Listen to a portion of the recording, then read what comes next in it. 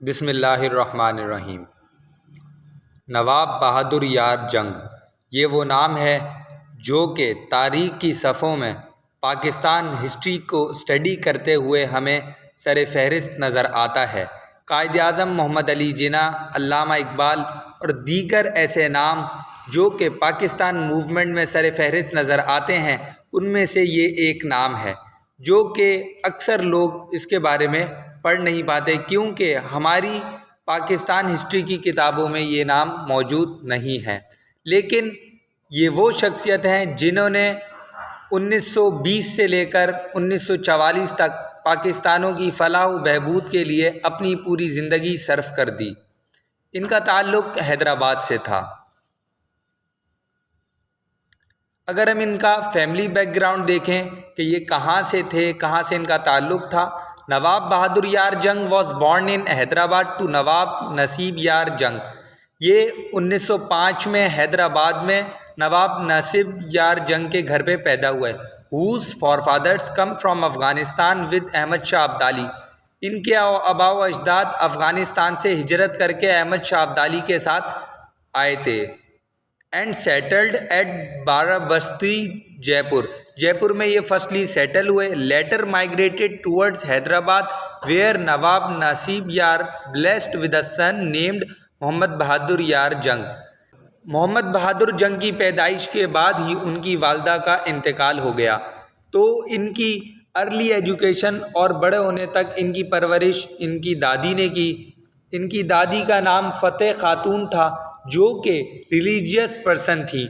उनका इस्लाम में कमांड होना मोहम्मद बहादुर जंग के लिए बहुत ज़्यादा फ़ायदेमंद साबित हुआ।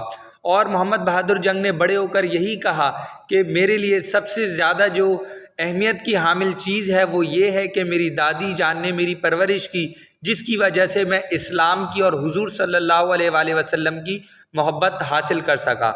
His education started from his early age. उनकी एजुकेशन उनकी दादी की गोद से ही स्टार्ट हो गई थी। He not only gets modern education but also religiously trained. सिर्फ इन्होंने दुनियावी तालीम हासिल नहीं की बल्कि दीनी तालीम भी हासिल की। He got an education in Darul Uloom, Madrasa Aliya and Mufidul Anam. इन 3 बड़े मदारिस से इन्होंने तालीम हासिल की। आफ्टर हिज फादर्स डेथ, उनके जब वालिद का इंतकाल हो गया, he found that his property was under the burden of a loan of 4 lakh rupee which he manage to return within 5 years. जब इनके वालिद का इंतकाल हो गया, जैसा कि ये अपने माँ बाप के सबसे बड़े बेटे थे, तो सारी जिम्मेदारियाँ इनके कंधों पर आ गईं और इन्होंने देखा कि ये लोग 4 लाख रुपए के मकरूज़ हैं एट दैट टाइम।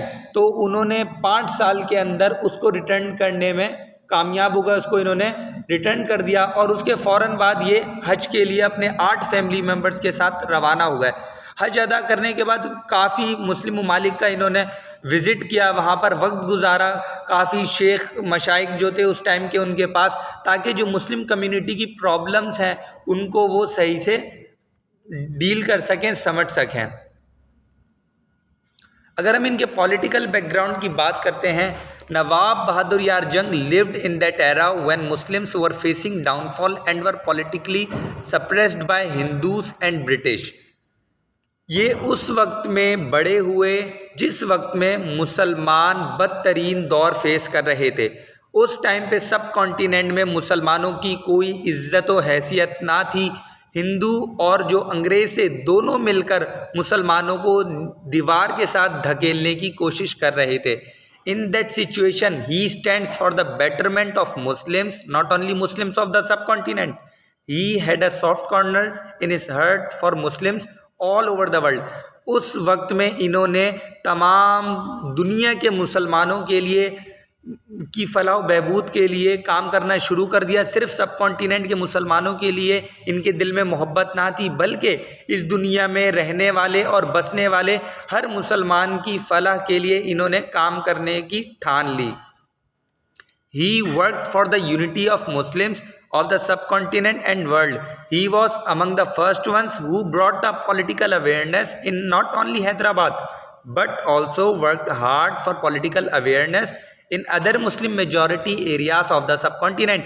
ये उन चंद मुस्लिम लीडर्स में से एक हैं जिन्होंने सबसे पहले मुसलमानों को पॉलिटिकल अवेयरनेस की तरफ बढ़ाया, सराहा कि आप पॉलिटिक्स में आएँ, मुसलमान अगर तरक्की करना चाहते हैं, अपने आप को डिक्लाइन से निकालना चाहते हैं, तो पॉलिटिकली अवेयर होना बहुत ज़्यादा ज़रूरी है।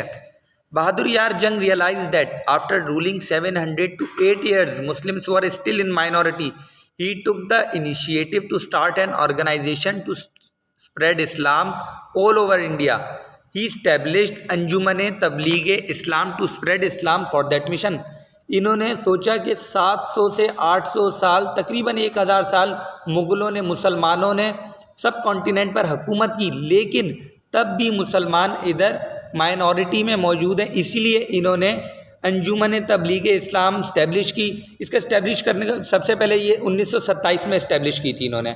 इसको इस्टेब्लिश करने का मकसद ही यही था कि जो लोग मुसलमान कन्वर्ट हो रहे हैं, हिंदू से मुस्लिम हो रहे हैं, उनको आगे मुस्लिम टीचिंग्स प्रोवाइड की जा सकें, क्योंकि मुस्लिम तो हो जाएंगे, लेकिन जब उन्हें मुस्लिम टीचिंग्स प्रोवाइड नहीं होंगी, अपना जो सोशल लाइफ है उसको आगे कंटिन्यू करने के लिए, तो फिर कंसिस्टेंसी नहीं आ सकेगी।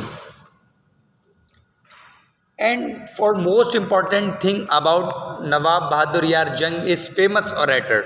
ये एक ऐसे स्पीच देने वाले पर्सन थे, जैसा स्पीच देने वाला पर्सन मुस्लिम लीग को, मुसलमानों को 1944 के बाद दोबारा नहीं मिल सका। Nature had gifted Nawab Bahadur Yar Jung such oratory skills by which he can convince his friends and opponents as well. ये एक ऐसे स्पीच देने वाली शख्सियत थी जो कि अपनी स्पीच देने की स्किल से अपने दोस्तों को और दुश्मनों को, दोनों को भी किसी एक मुद्दे पर राज़ी कर लेते थे। The topic of his speeches surrounded the life of prophet peace be upon him and the social and political awareness of Muslims. इनकी जो स्पीचेस का मौजू होता था वो ज़्यादातर हुजूर सल्लल्लाहु अलैहि वसल्लम की ज़िंदगी से रिलेटेड होता था और मुसलमानों की पॉलिटिकल और सोशल अवेयरनेस से रिलेटेड होता था। Hyderabad state organised Eid Miladunnabi every year in which scholars from every corner of India took part. Hyderabad वो वाहिद स्टेट थी at that time before partition जिसमें हर साल सबसे बड़ा ईद मिलादुन्नबी ऑर्गेनाइज करवाया जाता था, जिसमें पूरे सब कॉन्टिनेंट के बड़े बड़े जो नवाब्स मौजूद थे, जागीरदार्स मौजूद थे, वो सब आते थे और अपनी हाज़िरी को यकीनी बनाते थे। इन्हीं में से एक मिलाद में नवाब बहादुर यार जंग ने एक दफ़ा जब स्पीच की तो नाजिम ऑफ हैदराबाद बहुत ज़्यादा उनसे मुतासिर हुए और फिर उन्होंने इन्हें टाइटल दिया नवाब बहादुर यार जंग का, और जिसके बाद इन्हें पूरी दुनिया नवाब बहादुर यार जंग के नाम से ही जानती है और इन्हें लिसानुल उम्मत का अब जो टाइटल है वो भी मिल चुका है आवाम की तरफ से। In a memorable meeting of the Muslim League 1940 at Lahore, he delivers an influential speech. After his speech, Muhammad Ali Jinnah has to wind up the session. With his speech, Jinnah took Bahadur Yar Jang's speech as a final speech of the session of the Muslim League. 1940 का जो Pakistan resolution जिसमें पास हुई थी, लाहौर का जो हमारा session था, उसमें इन्होंने अपनी इतनी बेहतरीन स्पीच दी जो कि मोहम्मद अली जिन्ना ने अपनी लास्ट स्पीच देनी थी सेशन को वाइंड अप करने के लिए। लेकिन जब मोहम्मद अली जिन्ना स्टेज पर आए, उन्होंने नवाब बहादुर यार जंग की स्पीच को as a final speech declare करते हुए जो वो सेशन था उसको इख्तिताम पजीर किया। इन दिसंबर 1943 कराची बहादुर यार जंग addresses Jinnah and said We Muslims of subcontinent want Pakistan to be Islamic form of government. If your Pakistan is not like that, we do not want it. 1943 में जब मुस्लिम लीग का कराची में सेशन हुआ तो जिन्ना को एड्रेस करते हुए नवाब बहादुर यार जंग ने कहा, हम मुसलमान सब कॉन्टिनेंट में ऐसा एक पाकिस्तान चाहते हैं, एक ऐसा कंट्री चाहते हैं जो कि इस्लामिक बेसिक प्रिंसिपल्स पर बेस करता हो। अगर आपका पाकिस्तान इस्लामिक फॉर्म का नहीं होगा तो ऐसा पाकिस्तान की हमें ज़रूरत नहीं। अब यहाँ पर एक बात आती है कि ये कायद आज़म के बाद स्पीच क्यों देते थे और कायद आज़म के साथ साथ क्यों रहते थे। बेसिकली जब कायद आज़म इन्विटेशन ऑफ पटना 1938, कायद आज़म के इन्विटेशन पर पटना का सेशन जो था मुस्लिम लीग का 1938 में, उसमें आकर इन्होंने अपनी स्पीच दी और ये उर्दू में स्पीचेस देते थे। इनकी स्पीच से लोग इतना मुतासिर हुए और कायद आज़म इतना मुतासिर हुए कि उसके बाद इनको कायद आज़म का एज अ नरेटर रख दिया गया। कोई भी कायद आज़म जब स्पीचेस देते थे मुस्लिम लीग के सेशंस में, तो ये उसके बाद as a wind up speech के तौर पर जो है उसे ट्रांसलेट करके बताते थे और कायद आज़म की जितनी भी स्पीचेस थी उनको उर्दू में ट्रांसलेट करके बताते थे। और कायद आज़म और इनकी स्पीच में लोग डिफ्रेंशिएट नहीं कर पाते थे कि इनकी स्पीच में भी इतना पावर थी, इतना जज्बा था। अगर हम इनकी पॉलिटिकल कंट्रीब्यूशंस की बात करें, eight that time 2 Muslim political parties were working. उस वक्त पे 2 पॉलिटिकल पार्टीज़ बर्रे सग़ीर में मुसलमानों के लिए काम कर रही थी, मुस्लिम लीग एंड जमीयत उलमाए इस्लाम।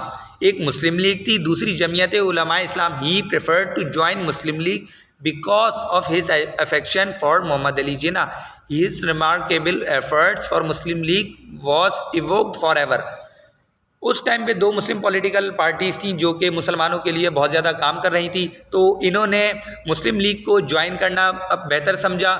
क्यों? क्योंकि इनके जो मोहब्बत थी, लगन थी, वो कायद आज़म मोहम्मद अली जिन्ना और अल्लामा इकबाल से बहुत ज़्यादा थी। और इनके हम पॉलिटिकल कंट्रीब्यूशंस को देखें तो जब ये जो हमारा 1940 का सेशन है मुस्लिम लीग का, जिसमें पाकिस्तान रेजोल्यूशन पास हुई, बेसिकली उस टाइम के जो पॉलिटिकल क्राइसिस थे सब कॉन्टिनेंट में, जो कंडीशन थी, उसकी वजह से स्टार्टिंग में ये सेशन पोस्टपोन करने का कहा गया कायद आज़म मोहम्मद अली जिन्ना को, लॉर्ड लिंथगो की तरफ से, जो कि वाइसरॉय थे एट दैट टाइम। लेकिन नवाब बहादुर यार जंग ने कन्विंस किया और कायद आज़म को सपोर्ट किया कि आप ये सेशन 1940 में ही करें, लाहौर में ही करें। आपको अपना जो मेरा ऑफिस है मैं वो आपको ऑफिस देता हूँ जिसमें आप ये सेशन कंटिन्यू कर सकें, but this session was not be postponed. ये सेशन कुछ भी हो जाए पोस्टपोन नहीं होना चाहिए।